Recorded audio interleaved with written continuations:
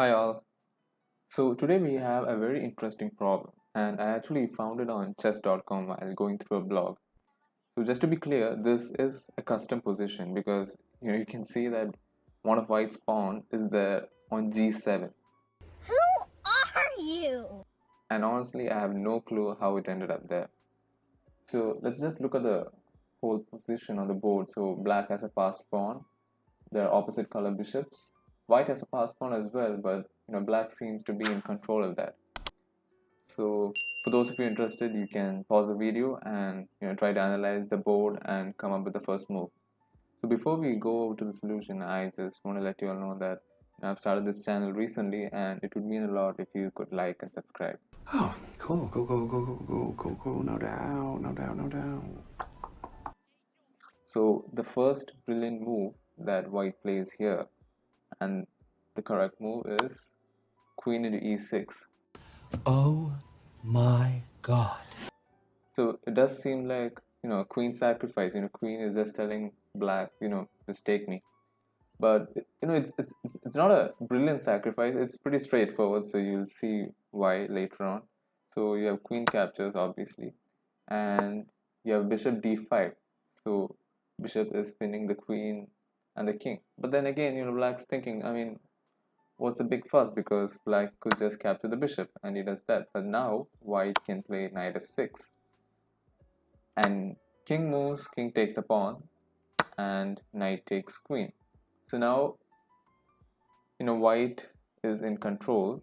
You can't see in control, but then white is 2 pawns down at the moment. But then at least in terms of the pieces are equal.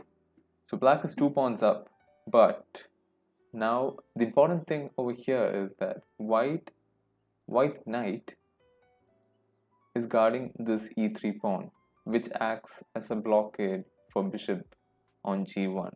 So the pass pawn in a5 could just go to a8. So now what can black play here?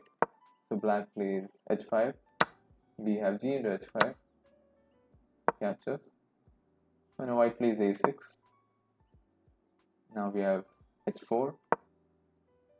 Now the brilliant move over here is knight e7. Now this is the hard move to find, really, because most of the solvers, they just assume the problem is over at this point. But then the problem here is, instead of knight e7, if white plays a7 next, then we are in for a draw, because we have f2. We'll have to move the king to g2.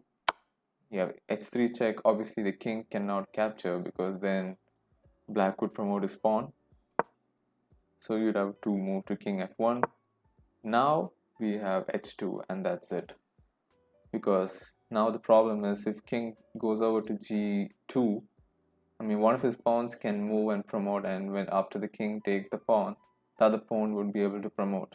So that's the problem over there. And even if white does promote, it's there are two queens on the board, so it will just end up in a draw. So that is the problem over here. So the idea behind knight e7 is that now it will be different. How? Let's find out.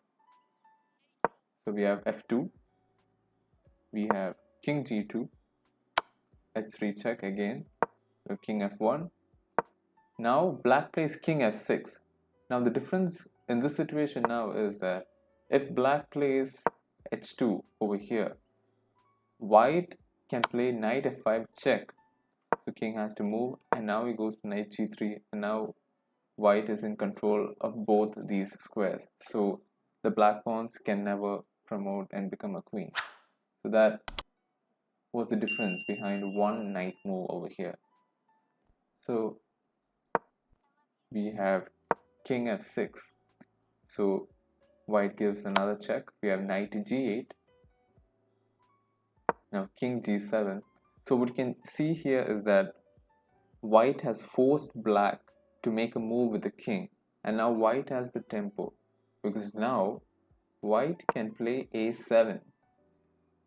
So now white's pawn is going to get promoted first instead of black, and this was done how?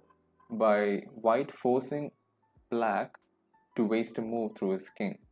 So now if white promotes, black can't promote on h1, and this one is unstoppable as well.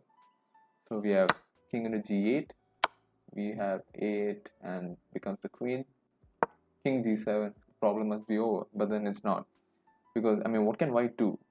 There are two pawns at the moment, and white needs his king over here to checkmate the black king. So white has to sort of dance his way through with his queen, and and force the black king into a zugzwang. So zugzwang means that black right now at the moment will just keep moving with his king. As long as he moves with his king, he is safe, because black's pass pawns are still there, and this pawn is safe as well because the bishop is guarding it. So white needs to force black into playing a move that will weaken his position. So we have king g7, so queen b7 check. We have king g6, so it captures the pawn. Now h2. So both pawns are now protected by bishop, and obviously the queen cannot capture these pawns. So white needs to force black into a zugzwang, so that black will be forced to make a pawn push either with this pawn or this pawn, and that would give the edge to white. So how does white do that? Let's see. So we have queen d5, black will just move with his king. We have queen f3, again black is just gonna move with his king.